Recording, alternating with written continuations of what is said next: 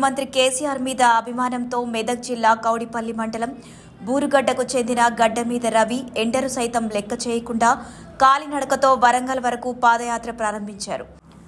ఆయన సొంత గ్రామం నుండి వరంగల్ ఎలకతుర్తిలో జరిగే బీఆర్ఎస్ పార్టీ రజతోత్సవ సభకు 180 కిలోమీటర్ల పాదయాత్రగా బయలుదేరారు.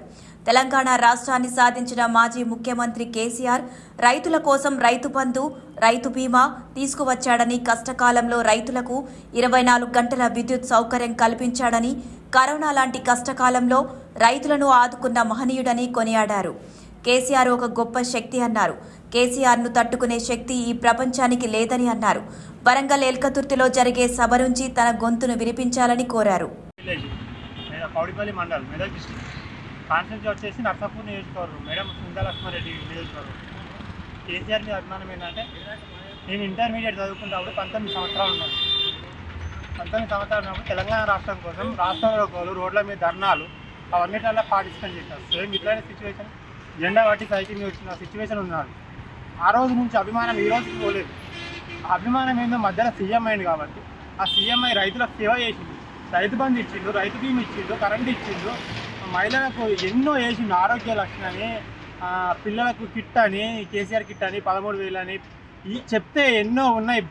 కేసీఆర్ పథకాలు లేని అసలు ప్రతి ఇంట కేసీఆర్ పథకం అందింది, కానీ అందరి ఇల్లు లేదు. అది కాంగ్రెస్ కార్యకర్త కావచ్చు, బీజేపీ కార్యకర్త కావచ్చు, బీఆర్ఎస్ ఎవరి అని అంటలేదు. కాకపోతే సీఎం ఒక మాది కేసీఆర్ ఒక మాట అయిపోయి హనుమంతుని గుడి లేదు, ఊరు లేదు, సీఎం కేసీఆర్ పథకం అందరిని ఇల్లు, అది 100% నిజమైందన్న.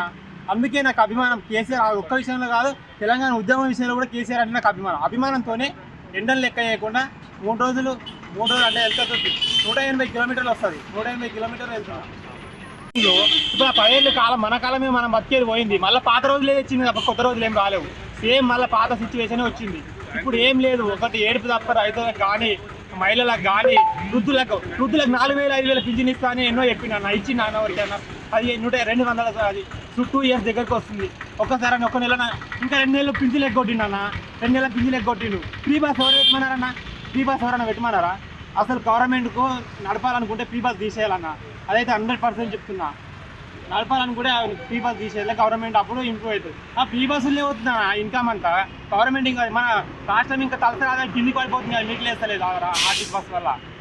ఏం అర్థమవుతుందేమో. గవర్నమెంట్ నడిపిస్తుంది, ఆయన రాజకీయం చేస్తున్నా, మరి ఏం చేస్తున్నా అర్థమవుతలేదు.